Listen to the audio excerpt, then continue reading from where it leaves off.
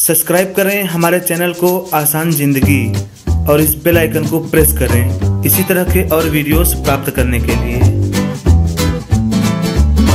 नमस्कार, मैं शारदा पांडे आसान जिंदगी के इस एपिसोड में आपका स्वागत करती हूँ। आज मैं बताऊंगी कि श्रृंगार करना कब कब निषिद्ध है।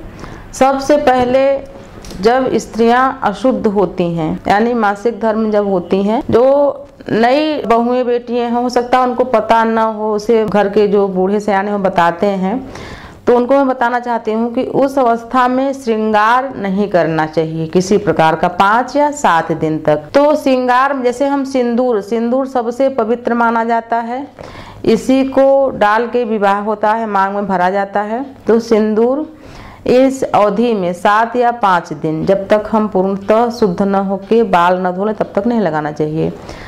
तो सिंदूर जब भी हम न लगाएं, यानी जो नवविवाहिता हैं या जो भी हैं स्त्री, जब हम सिंदूर न लगाएं तो मांग न निकालें, यानी जैसे कि हम इस समय मांग निकाले हैं, इस तरह का मांग न निकालें। बाल को ऊपर यानी कि ऐसे करके मांग को बंद करके कंघी करें और जहाँ तक हो सके सर को ढक के रखें। उसी प्रकार से श्रृंगार न करने का मतलब है कि कोई नई चीज हम यूज न करें, जैसे कि नई बिंदी, नई चूड़ी या मेहंदी या महाउर या विशेषकर काजल तो लगाना ही नहीं चाहिए इस अवस्था में। तो मैं आपको बता रही हूँ श्रृंगार वर्जित कब कब नहीं करना चाहिए श्रृंगार। तो ऐसी स्थिति में श्रृंगार नहीं करना चाहिए, इससे पति की उम्र भी घटती है और कई प्रकार का दोष भी लगता है। इस अवस्था में श्रृंगार नहीं करना चाहिए। उसी प्रकार से जब घर में कोई भी बच्चा पैदा हो, बेटी बेटा कोई भी, तो हम इसमें सूतक मानते हैं। तो इस अवस्था में जब तक वो बच्चा और जच्चा दोनों पूर्णतः शुद्ध होके स्नान न कर लें, यानी वैसे तो 40 दिन तक 43 दिन तक मानते हैं, लेकिन ऐसी अवस्था में जब बच्चा पैदा होता है तो 12 या 16 दिन तक शुद्धक मानते हैं और उनको जच्चा बच्चा को अच्छी तरह से स्नान करा के नाखून वगैरह काटते हैं, बाल वगैरह धो के, तो शुद्ध हो जाते हैं। और एक छोटी पूजा भी होती है, उसके बाद से जो विशेष श्रृंगार होता है उसको किया जा सकता है। तो इस अवस्था में भी श्रृंगार नहीं करना चाहिए। जिन बहन बेटियों को जो आजकल के जो नई है उनको पता नहीं है, तो घर में बच्चा हुआ भी है तब भी मस्त अपना चूड़ी बदल रही हैं। आजकल तो ये नियम हो गया है कि जैसी साड़ी है उसे चूड़ी पहनती हैं। पहले हमारी दादी लोग इन सब चीज़ों को बहुत बुरा मानती थी।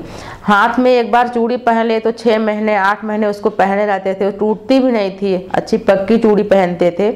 आजकल तो हर साड़ियों पर नई नई चूड़ियाँ पहनते हैं, उतारते पहनते टूट रही है उसको उठा के फेंक रहे हैं। जब भी कभी चूड़ी टूटे तो उसको ऐसे ही नहीं फेंकना चाहिए, उसको 3 बार चूम के रखना चाहिए। उसी प्रकार से मैं बता रही हूँ कि आपको श्रृंगार के जो हानि, यानी आप करोगे अपने शौक के लिए वो अलग बात है, लेकिन हानि होती है, श्रृंगार कब कब नहीं करनी चाहिए। उसी प्रकार से मंगलवार को विशेष निषिद्ध रहता है विशेष श्रृंगार करने के लिए। जैसे कि माताएं बहनें कहावत भी कहती हैं कि मंगलवार को न खोले जूड़ा, हाथ फैला के न पहने चूड़ा, यानी बंधा हुआ बाल मंगलवार को कदापि नहीं खोलना चाहिए, ऐसी मान्यता है। आजकल तो बाल काट के रखते हैं, रोज खोलते हैं, रोज बांधते हैं, इसका दोष भी लगता जाता है, पता भी नहीं चलता है।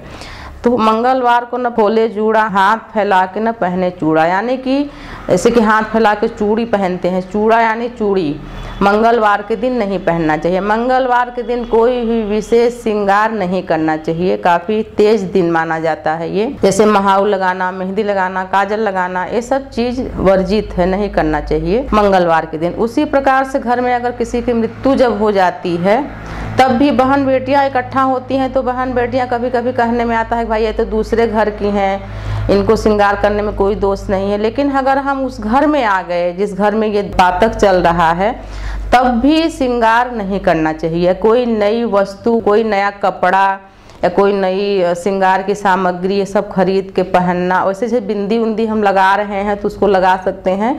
जैसे मैं आपको बताई कि अगर सिंदूर इन दिनों में नहीं पहनना है तो मांग को नहीं निकालना चाहिए, बाल को पीछे करके बांधना चाहिए और सर को ढक के रखना चाहिए। यानी कि पहले की माताएं बहनें इसीलिए सर को ढकती थी कि अपना जो श्रृंगार है सुहाग का वो सिर्फ पति देखते थे, यह नियम था। उसी प्रकार से श्रृंगार वर्जित भी था। अगर पति परदेश में हैं तो दुल्हने या जो भी नवविवाहिता थी वो विशेष श्रृंगार नहीं करती थी, यानी कि सिंदूर तो रोज ही लगाना चाहिए। विशेष श्रृंगार में आता है मेहंदी और बाकी सब चीज़ें। तो जब पति घर में रहते थे, ऐसी ही मान्यता कि श्रृंगार पति को प्रसन्न करने के लिए माताएं बहनें करती हैं। पति अगर परदेश में है, बाहर हैं, तो हम आवश्यक श्रृंगार करते हैं, विशेष श्रृंगार नहीं करते हैं। उसी प्रकार से संध्या के समय यानी सूर्य डूब रहा है, उस समय तमाम बहनें माताएं फुर्सत पाती हैं कि चलो हम अच्छे से कंघी वगैरह करके सिंदूर भर लें, श्रृंगार कर लें, तो उस समय भी वर्जित है, उस समय भी श्रृंगार नहीं करना चाहिए। सूर्य डूबने से 1 घंटा 2 घंटा पहले कर लें, या आप रात्रि में भी कर सकते हैं। रात्रि में भी वर्जित नहीं है श्रृंगार करना, पर प्रदोष काल में श्रृंगार नहीं करना चाहिए। उसी प्रकार से हम जैसे कि किसी के दुख में, जैसे कोई किसी के यहाँ जा रहे हैं, तो उस समय भी सज धज के श्रृंगार करके नहीं जाना चाहिए। सामान्य से आप छोटी सी बिंदी लगा लिए, सिंदूर लगा लिए, अच्छे से चल दिए। विशेष श्रृंगार किसी को ऐसा ना लगे कि भाई विशेष श्रृंगार हमारे यहाँ दुख है तो विशेष श्रृंगार करके दिखाने के लिए आए हैं, ऐसा उनको न लगे, नहीं करना चाहिए। कभी भी बिना नहाए भी श्रृंगार नहीं करना चाहिए। जैसे कि तमाम माताएं बहनें हैं तो जैसे कि कहीं जाना हुआ, कुछ हुआ, तो सिंदूर वगैरह, नई बिंदी, ये चूड़ी, ये सब चलो हम वहाँ से आके फिर नहा लेंगे, तो ये सब काफ़ी शुद्ध माना जाता है। जैसे कि विवाह में हल्दी मेहंदी एक ये रस्म भी होता है एक तरह के, और सबसे मतलब अंत में होता है सिंदूर का रस्म। तो इसीलिए हल्दी वल्दी को हम काफ़ी शुद्ध मानते हैं कि जब भी किसी का मतलब कोई घर में मृत्यु वगैरह होती है तो हम हल्दी इस्तेमाल नहीं करते। ये सब चीज़ों को बहुत शुभ मानते हैं, शुभ दिनों में इस्तेमाल करते हैं। तो कभी भी बिना नहाए श्रृंगार नहीं करना चाहिए। विशेषकर सिंदूर न भरे, नई बिंदी न पहने, चूड़ी न पहने, नहा के अच्छे से कुछ खा पी के फिर हम श्रृंगार करते हैं। तो इन चीज़ों का हम जब ध्यान देते हैं, इनको हम अपनाते हैं, तो जीवन सुखद होता चला जाता है। आदमी कहता है किसी भी चीज़ के, जैसे कि उदाहरण देते हैं कि हम इस व्यक्ति का नाम लिए, ये व्यक्ति आ गया तो इसकी आयु लंबी है। तो ये सब मान्यता वास्तव में सच है। जब भी आप श्रृंगार करें तो ये ध्यान रहे कि आपका मुख कहीं दक्षिण तरफ तो नहीं है। दक्षिण तरफ मुख करके कभी भी श्रृंगार नहीं करना चाहिए। जैसे कि आजकल के आधुनिक ज़माने में से कि काली साड़ी पहने हैं तो बहन बेटियां बहुएं काली बिंदी भी लगा लेती हैं। तो कभी भी आप माथे में अपने काली बिंदी न लगाएं, काली चूड़ी न पहने। अगर साड़ी आपको पसंद है तो कभी कभार साड़ी पहन सकती हैं, ब्लाउज वगैरह काला, लेकिन काली बिंदी कभी भी न लगाएं, काफ़ी दोषपूर्ण बात होती है। और काली चूड़ी भी नहीं पहनना चाहिए। इसी प्रकार से जब भी आप तीर्थ जाएं, जैसे कि गंगा, जमुना या गंगा सागर, इन नदियों के तट पर जब भी आप नहाएं तो वहाँ पर श्रृंगार की सामग्री, कंघी, आईना, मैं कभी भी जाती हूँ गंगा स्नान करने, हमारे घर के पास ही गंगा मैया हैं, तो आजकल की बहन बेटियों को देखती हैं कि वो आईना साथ में लिए रहती हैं, कंघी वगैरह, सिंदूर वगैरह सब, कि वो वहाँ से नहा के तैयार होके वहाँ से निकलें, फिर शिव मंदिर है, फिर वहाँ पर पूजन वूजन करें अपने दोस्त यार के साथ बातचीत करते हुए। तो ऐसा कदापि न करें। जब भी आप नदियों में स्नान करें तो नदी के तट पर बैठ के कभी भी श्रृंगार नहीं करना चाहिए। आप नहाएं, अपना जो भी वस्त्र वगैरह है अच्छे से रख लें, पूजन कर लें, मंदिर में पूजन कर लें, सर को ढक के रखें, वहाँ से आके कुछ खा के प्रसाद वगैरह खा के फिर श्रृंगार करें। मैं उन बहन बेटियों से बोली भी कि आप लोग काफ़ी आधुनिक हो, लेकिन ये सब नहीं करना चाहिए। तो बोले नहीं आंटी सब चलता है। हम कहा ठीक है, हमारा तो एक बार बता देना ही उचित है। तो कभी भी जब भी नदियों के तट पर, जैसे कि कोई सरोवर है छोटा भी, जैसे कि हम लोग शिवरात्रि वगैरह में कहीं छोटा सरोवर है वहाँ भी गए तो वहाँ भी देखने में मिलता है, तो ऐसा नहीं करना चाहिए। नदी के तट पर कभी भी विशेष श्रृंगार, कंघी, आईना देखना, ये सब नहीं करना चाहिए। बहुत सारे लोग तो जानते भी नहीं कि पितर कब लगता है, पितर में क्या करना चाहिए। तो जानना चाहिए, जब 15 दिन का पितर लगता है तो भले ही आपके यहाँ पितरों की पूजा न हो, लेकिन प्रकृति में व्याप्त रहता है ये सब चीज़ें, कि भले आप न जाने न माने फिर भी व्याप्त रहता है ये सब चीज़ें, ये सब तिथियाँ।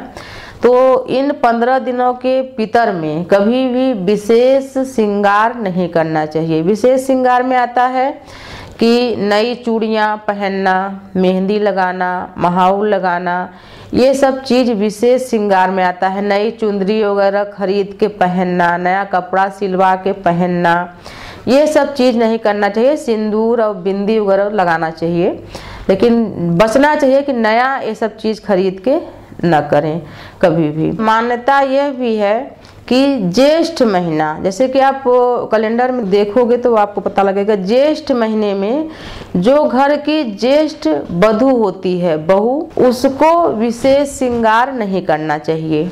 ये मान्यता है, पुराणों की मान्यता है, बड़े भी बोलते हैं कि ज्येष्ठ महीना में, वैसे तो विवाह भी, जैसे कि सबसे बड़ी लड़की है या बड़ा लड़का है उसका ज्येष्ठ में विवाह भी नहीं होता, ज्येष्ठ मास में, उसी प्रकार से जेठ महीने में घर की सबसे बड़ी बहू को विशेष श्रृंगार नहीं करना चाहिए।